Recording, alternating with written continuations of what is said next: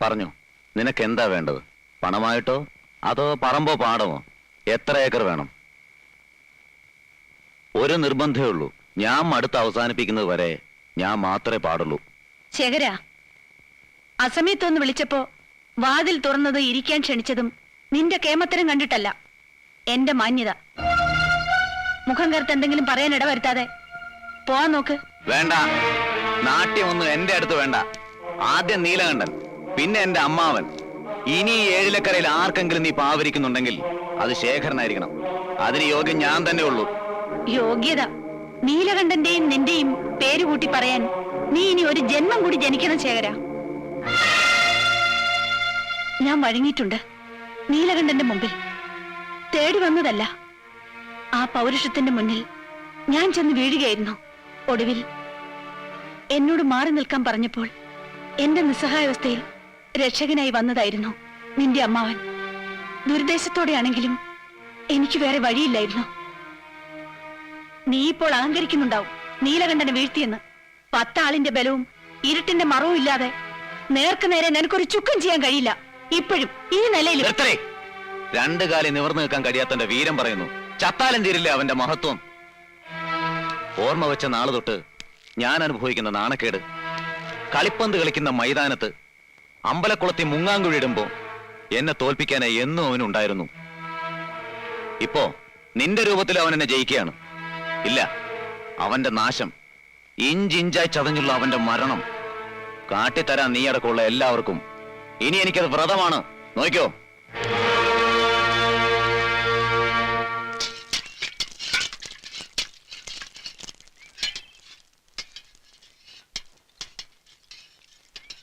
വൈദ്യരെ, വല്ല ഗുണമുണ്ടാവുമെന്ന് തോന്നുന്നുണ്ടോ, അതോ പോക്ക് തന്നെയാണോ? ആദ്യം വേണ്ടത് വിശ്വാസ, വൈദ്യത്തിലും വൈദ്യനിലും. എനിക്കൊന്നിലും വിശ്വാസമില്ല. അത് വേണം. മനസ്സും കൂടെ മരുന്നിന്റെ ഒപ്പം പ്രവർത്തിക്കണം. ആദ്യം ഈ നിരാശ അങ്ങോട്ട് മാറ്റുക. ഞാൻ എപ്പോഴും പറയാറില്ലേ, താൻ പ്രസംഗിക്കണ്ട. തനിക്ക് എല്ലാത്തിനും ഉണ്ടല്ലോ ഓരോ ന്യായീകരണങ്ങള്. അതെ, എന്നെ തിന്നാൻ വന്നോളൂ.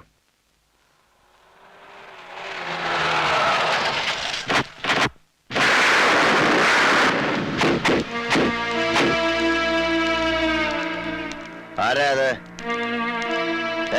നീലാണ്ട, ഞാനാടാ ശേഖരൻ.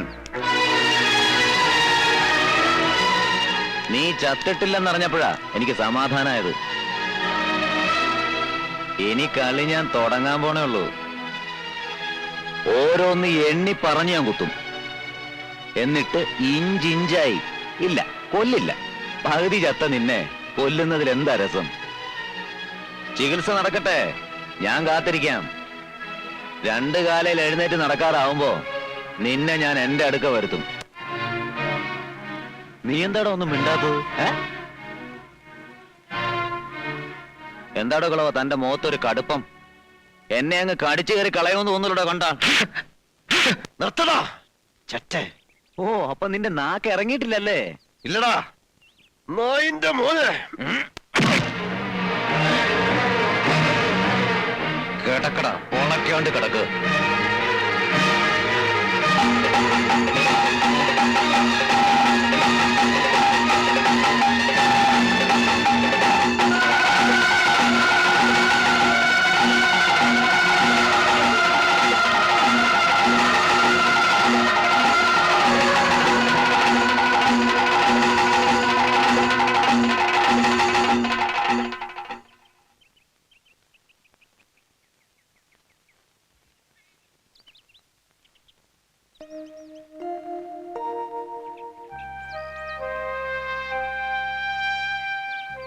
ഓ, ഇയാളോ?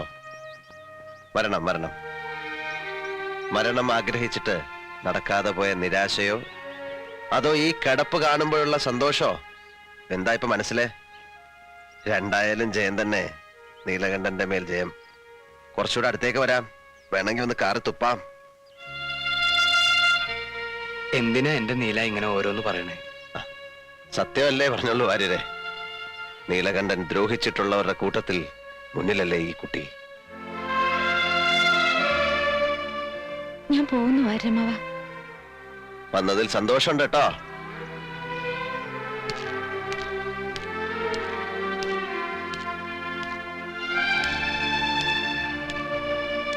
ചികിത്സ നടക്കുന്നു. തെറി കേട്ടാലും പത്യം തെറ്റിക്കാതെ ഞാൻ കൊണ്ടുപോകണം. ഇപ്പോഴാണല്ലോ എനിക്ക് അനുസരിപ്പിക്കാൻ കഴിയണത്.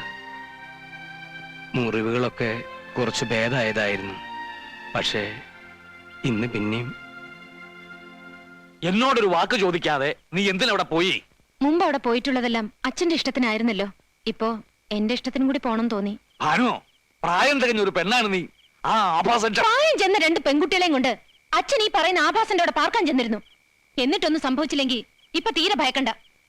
എഴുന്നേറ്റ് നിൽക്കാൻ പോലും ആവതില്ലാത്തൊരു മനുഷ്യനാണ് അയാൾ ഇന്ന്. തർക്കുത്തരം വേണ്ട. അച്ഛൻ എങ്ങനെ കഴിയുന്നു ഇങ്ങനെയൊക്കെ മാറാൻ? പോയി കണ്ട് വിവരങ്ങൾ അന്വേഷിക്കേണ്ടത് അച്ഛനല്ലേ? അച്ഛനല്ലേ അയാളുടെ ഔദാര്യങ്ങൾ പറ്റിയിട്ടുള്ളത്? ഉണ്ട ചോറിനുള്ള നന്ദി അതെങ്കിലും കാട്ടണ്ടേ അച്ഛാ?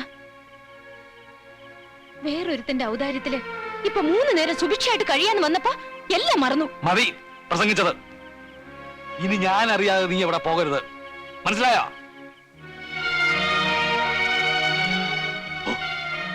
ആ അച്യുതൻ എങ്ങാനിത് അറിഞ്ഞാൽ പിന്നെ എങ്ങനെ ഞാൻ അവന്റെ മുഖത്ത് നോക്കും? ഇനി പോണെന്ന് കരുതിയതല്ല. പക്ഷേ അച്ഛൻ വാശിയിലാണെങ്കില് ഞാൻ പോവും. അതിന്റെ പേരിൽ ആരുടെങ്കിലും മുഖത്ത് നോക്കാൻ അച്ഛന് വിഷമം ഉണ്ടെങ്കിൽ വിഷമിപ്പിക്കാൻ വേണ്ടി തന്നെ മനഃപൂർവ്വം ഞാൻ പോവും. ആണോ?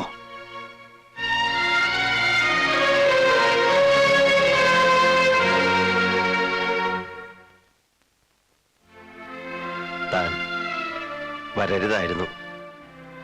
അച്ഛനെ മുഷിച്ചിലുണ്ടാക്കി. എന്തിനാ? അതുകൊണ്ട് എന്താ കാര്യം? എന്തിന്? എന്ത് കാര്യത്തിന്? ഒന്നും ചിന്തിച്ചില്ല. വരണമെന്ന് തോന്നി വന്നു. ഇഷ്ടായില്ലെങ്കിൽ പോവാം. എനിക്ക് ആരുടെ ഇഷ്ടക്കേട് വാങ്ങണമെന്നില്ല. ഇഷ്ടക്കേടോ? ഞാനങ്ങനെ പറഞ്ഞില്ലല്ലോ. ഭാനു എന്നെ കാണാൻ വരുമ്പോ ഞാൻ ചെയ്ത തെറ്റുകൾ താൻ പൊറുത്തു എന്നല്ല ഞാൻ കണക്കാക്കേണ്ടത്. അതിലെനിക്ക് സന്തോഷമാണുള്ളത്. പക്ഷേ പിന്നിട്ട കാലത്ത് ചെയ്തു പോയ തെറ്റുകൾക്ക് ഞാൻ ഇന്ന് പലിശ സഹിതം ശിക്ഷ വാങ്ങിക്കുകയാണ്. അപ്പോ എന്നെ കാണാൻ വരിക, സ്നേഹമോ കാരുണ്യമോ ഒരു നോട്ടത്തിലൂടെയെങ്കിലും എനിക്ക് തരിക. അങ്ങനെ ചെയ്യുന്നവർക്ക് ഈശ്വര കോപം ഉണ്ടാവും. താൻ വെറുതെ പാപം വലിച്ച് തലേ കയറ്റണ്ട. ഞാൻ അറിഞ്ഞിരുന്നത് ഇയാളിന് ബലമുള്ളൊരു ശരീരം മാത്രമല്ല, അതിൽ ഉറപ്പുള്ളൊരു മനസ്സും ഉണ്ടെന്നായിരുന്നു. പക്ഷെ ഇപ്പൊ മനസ്സിലാവുന്നു, പാതി ചത്തു എന്ന് പറയുന്ന ശരീരത്തിനുള്ളിൽ മുഴുവൻ ചത്ത ഒരു മനസ്സാണുള്ളതെന്ന്. അതിനനുവദിക്കരുത്. മനസ്സിന്റെ ധൈര്യം വീണ്ടെടുത്താൽ പിന്നെ നടക്കാൻ കാലുകൾ വേണ്ട. ക്ഷമിക്കണം, ഞാൻ ഉപദേശിക്കല്ല. അതിനും മാത്രമുള്ള ബുദ്ധിയൊന്നും എനിക്കില്ല. എനിക്ക് മനസ്സിലാവുന്നില്ല ഭാനുമതി.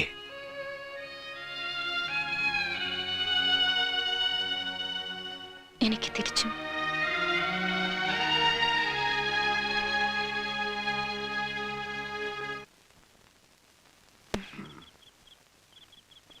ഈ ഭാര്യർ എവിടെ പോയി കിടക്ക? ഭാനുവിന് ഇന്ന് ശരിക്കും വഴക്ക് കേൾക്കും. ഏയ്, കറണ്ടും വന്നില്ലല്ലോ. എനിക്കിപ്പോ ഇരുട്ടാ ഇഷ്ടം. മുഖം കാണാതെ സംസാരിച്ചിരിക്ക, അതാ നല്ലതെന്ന് തോന്നാ. ഭാര്യരായിരിക്കും. വാര്യമാനല്ല. പിന്നെ ആരാ അവിടെ? ആ വന്നു അല്ലേ തെമ്മാടി? ഇങ്ങോട്ട് കയറി വരിക. തന്നെ ഒന്ന് കാണട്ടെ. ഇവിടുത്തെ വിശേഷങ്ങളൊക്കെ അറിഞ്ഞില്ലേ? വയ്യ, അങ്ങോട്ട് വന്ന ആ കിടപ്പ് കാണാൻ എനിക്ക് വയ്യ. മനസ്സില് ദൈവങ്ങൾക്കൊപ്പം കൊണ്ടു നടക്കുന്ന ചിത്രമുണ്ട്. അത് അങ്ങനെ നിന്നോട്ടെ. കിടന്നു പോയി എന്ന് ഞാൻ വിശ്വസിക്കില്ലടോ. പെരിങ്ങോടാ, തനിക്ക് തരാൻ, തന്നോട് പറയാൻ എന്റെ ഒന്നുമില്ലടോ നീലകണ്ഠ. നാവാമുകുന്ദന് കൊടുത്തതിന്റെ ബാക്കി ഇത്തിരി നിവേദ്യമുണ്ട്. അതിന്നാ സ്വീകരിക്കുക.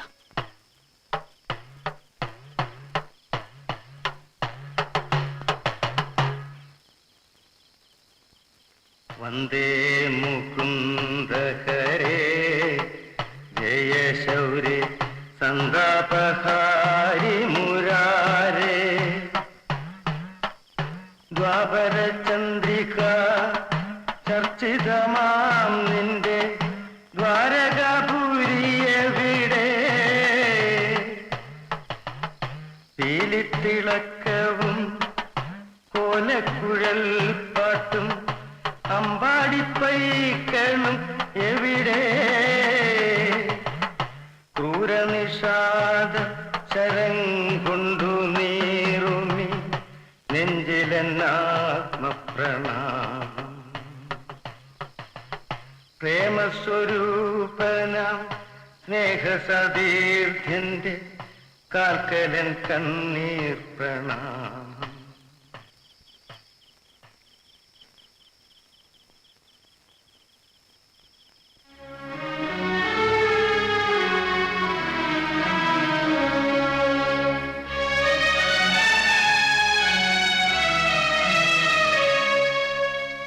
പോയി അല്ലേ? ഹൃദയം നിറയെ സ്നേഹം മാത്രം കൊണ്ട് നടക്കുന്ന താൻ തോന്നി.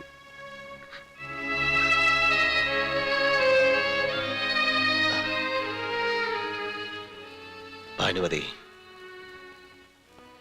ഞാൻ മരണത്തെക്കുറിച്ച് ചിന്തിച്ചു തുടങ്ങിയിരിക്കുന്നു.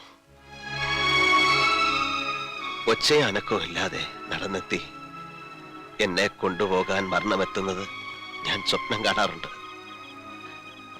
അങ്ങനെ സംഭവിക്കുന്നതിന് മുമ്പ് ഒരു തെറ്റിന് പ്രായച്ചിത്തം ചെയ്യാൻ നീ എന്നെ അനുവദിക്കണം. ഭാനു, ആ ചിലങ്ക വീണ്ടും കെട്ടണം.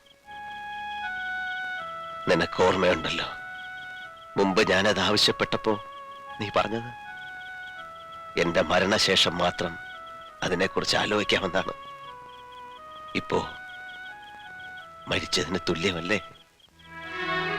പഴയ നീലകണ്ഠൻ മരിച്ചു.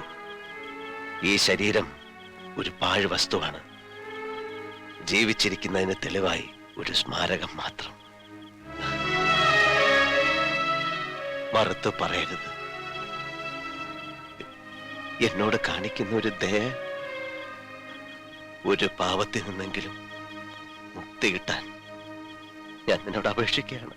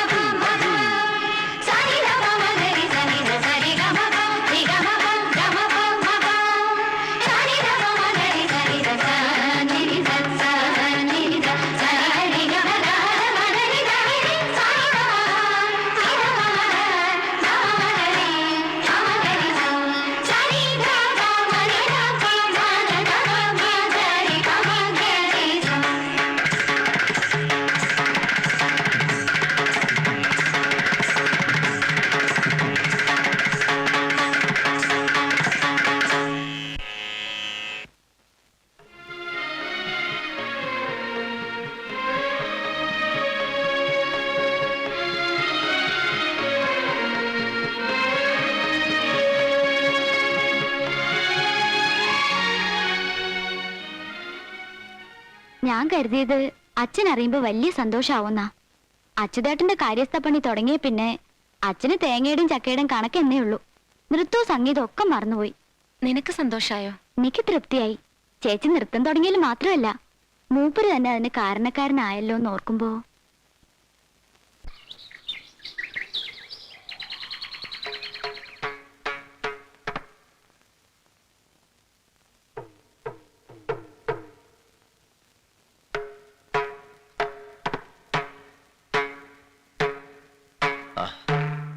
വെറുതെ ഒരു ശ്രമം നടത്തിയതാ. ഭാനു, ഇരിക്കൂ.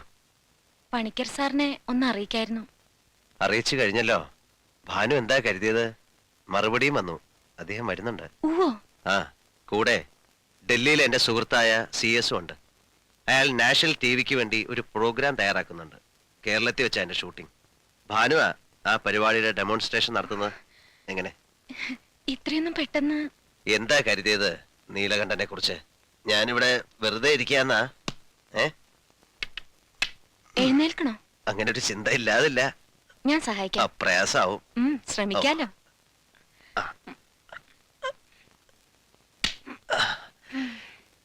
ഇനി ആ വീൽ ചെയറിനടുത്തേക്ക്.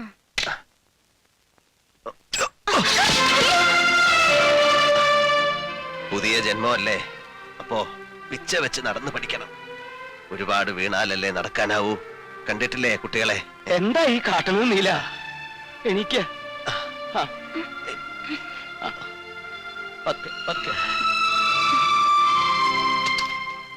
താൻ എവിടായിരുന്നു? പൊറുതി മുട്ടിയിരിക്കുക ശേഖരന്റെ ആൾക്കാരെ കൊണ്ട്. പുഴക്കരപ്പറമ്പിൽ ഒരൊറ്റ നാളികേരമില്ല. എന്തിനും ഇപ്പൊ അവറ്റയ്ക്ക് ധൈര്യം ഉണ്ടല്ലോ. ഇവിടെ ഉണ്ടായിരുന്നു തൂണ് പോലെ 4 എണ്ണം. സ്വന്തം തടി നോക്കി എവിടെങ്കിലും ഒളിച്ചിരിക്കാവും. അവരെ എന്തിനാ കുറ്റം പറയുന്നത്? കണ്ട കാല് തല്ലി ഓടിക്കുന്നല്ലേ അവന്റെ ഭീഷണി. ഞാനൊരു പെറ്റീഷൻ കൊടുത്താലോ എന്ന് വിചാരിക്കുക. പോലീസുകാർക്ക് ഇത്തിരി ചില്ലറ കൊടുത്താലും വേണ്ടില്ല. വേണ്ട, എന്തെങ്കിലും ആവട്ടെ. ഇനിയും വേണ്ട വഴക്കും വക്കാണോ. ഞാനെല്ലാം മറക്ക മനഃപൂർവ്വം. മറന്നേ പറ്റൂ. കാരണം ഇപ്പൊ മനസ്സ് മുഴുവൻ നീയാണ്. നീ, നിന്റെ ഭാവി, നിന്റെ ജീവിതം.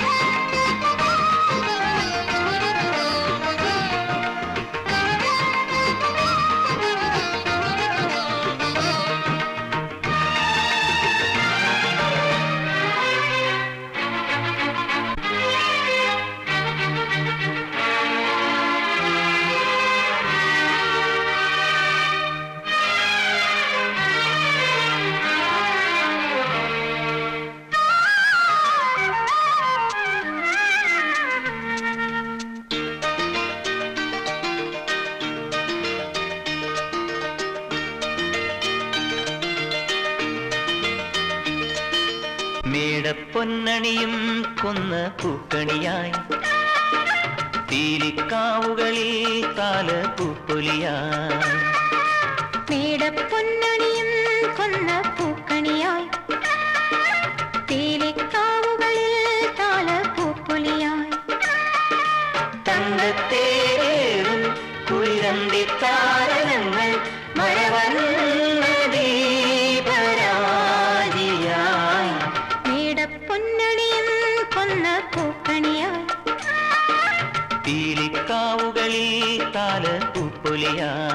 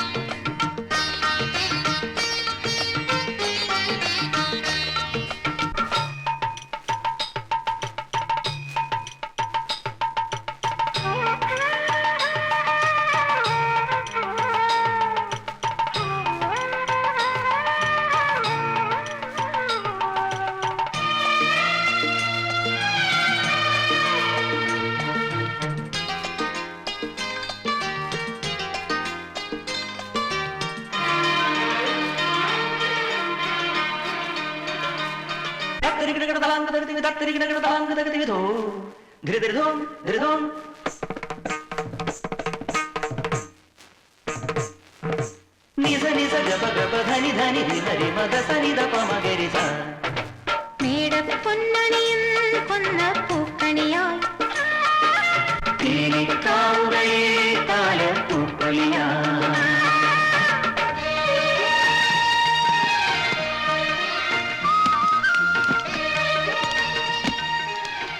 എന്നാ ശരി, പോയി വരാം. ആ ശരി.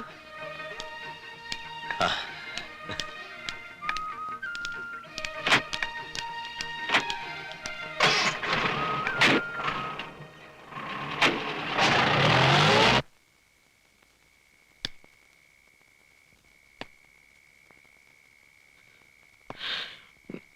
കഷ്ടകാലം വന്നപ്പോ ഞങ്ങളിട്ട് ഓടിപ്പോയിന്ന് കരുതല്ലേ? ഞാൻ അങ്ങനെ കരുതിയിട്ടില്ല, പറഞ്ഞതുമില്ലല്ലോ. അതെ, ഈ 4 എണ്ണത്തിനോടും എനിക്കൊന്ന് പറയാനുണ്ട്. നിങ്ങൾ ചെവിയിൽ ഓരോന്ന് ഓതി കൊടുത്തത് കേട്ട് ചാടി ഇറങ്ങിയതിന്റെ ഫല ഇപ്പൊ അനുഭവിക്കണേ. ഇനി ഇയാളുടെ ജീവൻ എടുക്കണോ? അതിനാണോ ഇപ്പൊ തിരിച്ചു വന്നിരിക്കണേ? ഉണ്ട ചോറിന് നന്ദി കാണിക്കാത്തവരല്ല വാരരെ ഞങ്ങള്. ആണോ? എന്നാ ദയവ് ചെയ്ത് ഇവിടുന്ന് ഒന്ന് പോവാ. അങ്ങനെ ഒരു നന്ദി കാട്ടുക ഇപ്പൊ വേണ്ടത്.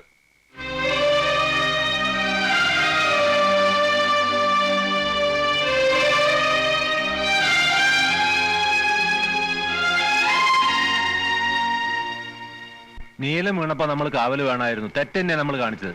എന്ത് ചെയ്യാനാ, ശേഖരന് പെരട്ടി ബല. എന്നാൽ എത്ര നാളാ ഇരുട്ടിന്റെ മറവറ്റി കഴിയാ? തിരിച്ചു കൊടുക്കാൻ കഴിയും പോലെ കൊടുക്കണം, എന്നാലേ നമുക്കിവിടെ ജീവിക്കാൻ പറ്റൂ.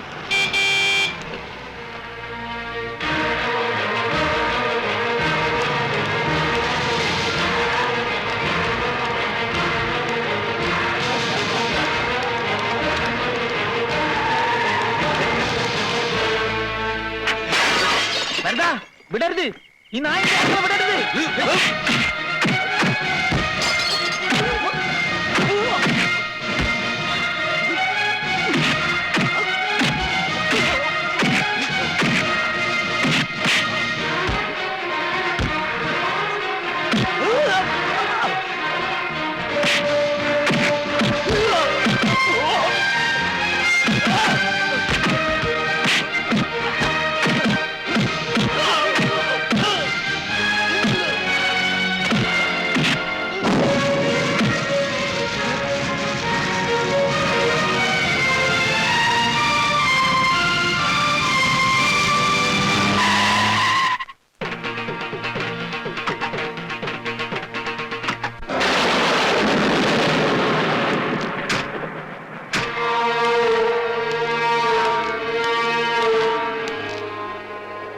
ഒരു കാറ് കത്തിയ അതെനിക്ക് പുല്ല. പകരം നിന്റെ ഈ തറവാട് കത്തിച്ചു കളയാൻ എനിക്ക് കഴിയാഞ്ഞിട്ടല്ല. എനിക്കറിയേണ്ടത് നീ പടയൊരുക്കം തുടങ്ങിയൊന്നാ. ഇന്നലെ നടന്നതൊന്നും എന്റെ അറിവോടെ അല്ല. എനിക്കൊരു പടയിലും താല്പര്യവുമില്ല. നീ വെറുതെ പേടിക്കുകയാണ്. പേടിയല്ല നീലേണ്ട, എനിക്ക് സന്തോഷ. നീ ഇറങ്ങണം, പഴയ കണക്കുകളൊക്കെ തീർക്കണ്ടേ. അപ്പോഴേ എനിക്ക് ഈ കളിയിൽ ഹാരം കൂടൂ. നിന്നെ ഞാൻ ഇറക്കും. മുണ്ടക്കൽ ഉത്സവത്തിന് ഇനി അധികം നാളില്ല. നിനക്കതിന് കഴിയില്ല. തീർക്കാൻ കണക്കുകൾ ബാക്കി വെക്കുന്ന സ്വഭാവം എനിക്കില്ല. അങ്ങനെ ആയിരുന്നുവെങ്കിൽ തളർന്നുപോയി കയ്യിൽ ഒരു കത്തി കെട്ടി വെച്ച് ഞാൻ വന്നനെ മുണ്ടക്കിലെ വാതിലും ചവിട്ടി തുറന്ന്. പഴയ നീലകണ്ഠനെ മറക്കാൻ ഞാൻ തന്നെ ശ്രമിക്കുക. ഓർമ്മിപ്പിക്കാൻ നീ വെറുതെ ശ്രമം നടത്തണ്ട ശേഖര. നീ പോ.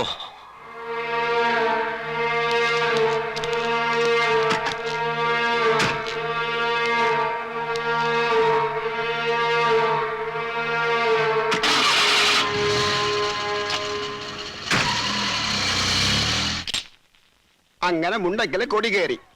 കഴിഞ്ഞ കൊല്ലത്തെ ഉത്സവം ഇന്നലെ കഴിഞ്ഞ പോലുണ്ട്. ഒന്ന് നിന്നേ, നിക്കാൻ നേരമില്ല വൈദ്യല്ലേ. ഉത്സവം എത്തിയില്ലേ, എല്ലാത്തിനും കിടന്നോടെ ഞാൻ ഒരാൾ വേണ്ടേ? ഇല്ലാത്ത സഭയുണ്ടാക്കി അച്യുതം വന്നിരിക്കണതേ കാര്യങ്ങൾ ഉറപ്പിച്ച് ഒരു തീയതി നിശ്ചയിക്കാനാ. എന്താ നീ പറയണത്? ഞങ്ങൾ തമ്മിൽ പറയാനുള്ളതൊക്കെ പറഞ്ഞിട്ടുണ്ട്. ഒന്നു മാത്രം അച്ഛൻ പറഞ്ഞിട്ടുണ്ടാവില്ല. തല വെട്ടെന്ന് പറഞ്ഞാലും ഭാനു ഇതിന് സമ്മതിക്കില്ല എന്ന്. അതിന് അച്യുതേട്ടൻ അച്ഛനെ കുറ്റം പറയണ്ട. തെറ്റ് അച്ഛന്റെ അല്ല. ഭാനു, വിവരക്കേട് പറയരുത്. അച്ഛൻ നടക്കുന്നു കരുതിയതും വാക്ക് കൊടുത്തതും അതിലും വലിയ വിവരക്കേടല്ലേ? എടി അഹങ്കാരി, ആലോചിച്ച് സംസാരിക്കണം. നല്ലോണം ആലോചിച്ചിട്ടുണ്ട്. എല്ലാം. അതെ അച്ഛാ, എല്ലാം. എന്താ ഇപ്പൊ ഇവിടെ ഇറങ്ങണം ഈ നിമിഷം? അതും അറിയായിരുന്നു. ഒരു പെട്ടി ഞാൻ തയ്യാറാക്കി വെച്ചിട്ട് കുറച്ചു ദിവസമായി. എന്നാ അതെടുത്തോ, എന്നിട്ട് എവിടെ വെച്ചപ്പോ തോന്നുകൂടെ ജീവിച്ചോ. അച്ഛാ, അച്ഛൻ എന്തായി പറയണത്? കുട്ടി മിണ്ടരുത്. വേണ്ട അപ്പുമ്മേ, അവൾക്ക് ഇഷ്ടമില്ല അച്ഛാ. പിന്നെ നിർബന്ധിച്ചിട്ടെന്താ? ഇറക്കി വിടൊന്നും വേണ്ട. അച്യുതാ, ഞാനത്ര ഉളുപ്പ് കെട്ടവനൊന്നും അല്ല. നിന്റെ ചോറ ഞാനും ഇവറ്റകൾ ഇവിടെ ഇപ്പൊ തിന്നുന്നേ. കൂട്ടത്തോടെ ഇറങ്ങാൻ നീ ഒരു വാക്ക് പറഞ്ഞാൽ ഞാൻ തയ്യാറാ, സന്തോഷത്തോടെ. അയ്യോ, അപ്പുമ്മ എന്തേ പറയുന്നേ? എന്നാ ഞാനും അവളും കൂടെ പാടില്ല. പുകഞ്ഞു കൊള്ളി പുറത്ത്. വേറെ വഴിയില്ല മോളെ, നീ ഒന്നും പറയരുത്.